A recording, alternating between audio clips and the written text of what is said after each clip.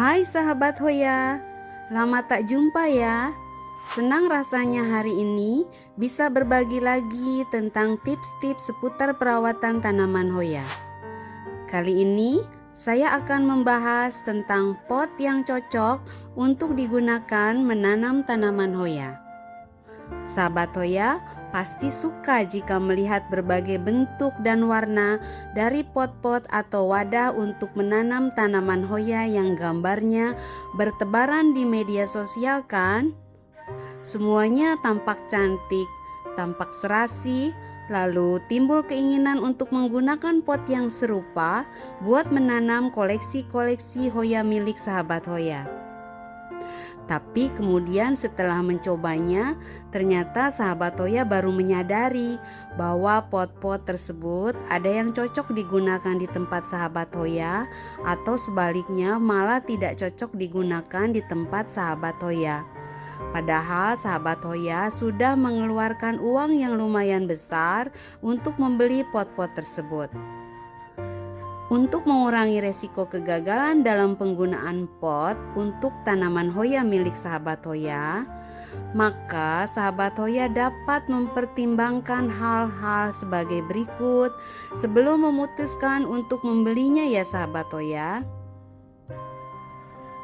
Di depan saya ini ada beberapa jenis pot yang biasa saya gunakan untuk tanaman Hoya.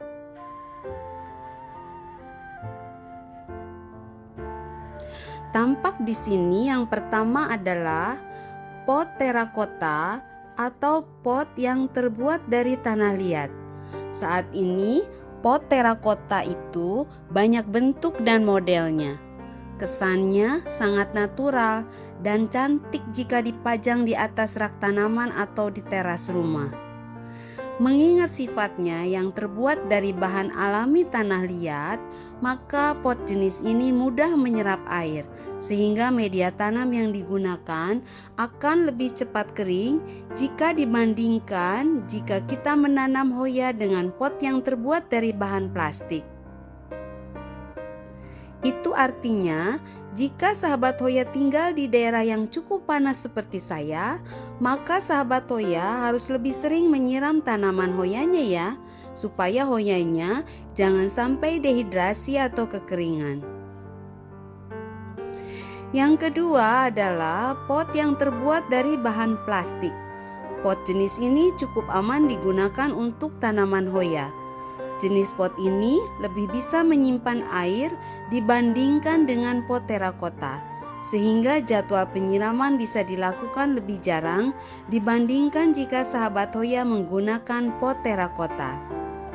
Sebaliknya, untuk sahabat Hoya yang hobi siram-siram, harus cek and dicek dulu ya, apakah media tanamnya sudah hampir kering atau belum. Jangan sampai karena kelebihan siram maka akar Hoyanya jadi busuk. Yang ketiga adalah pot hydroponics. Saya biasa menggunakan jenis pot ini jika saya menanam Hoya dengan metode hydroponics, atau orang juga sering menyebutnya sebagai metode semi hydro. Pot ini terdiri dari dua lapis, yaitu pot bagian dalam dan pot bagian luar. Pot bagian dalam untuk meletakkan leka atau bisa juga batu-batuan kecil sebagai media tanam, sedangkan pot bagian luar sebagai tampungan air.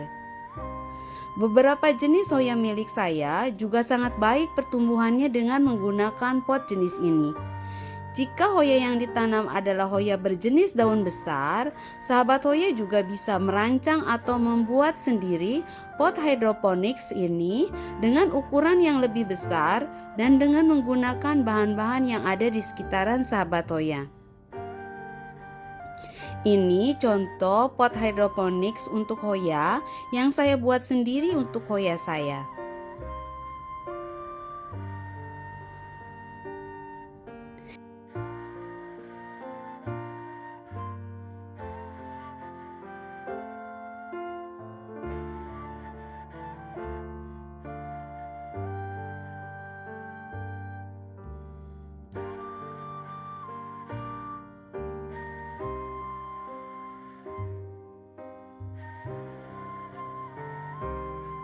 Yang keempat adalah pot gantung, baik yang terbuat dari bahan plastik maupun dari bahan tanah liat atau terakota.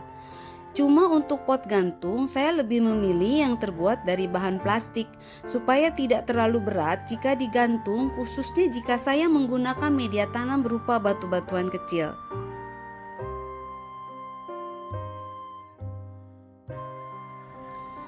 Kelima adalah pot anggrek dengan beberapa bagian yang terbuka di sekelilingnya.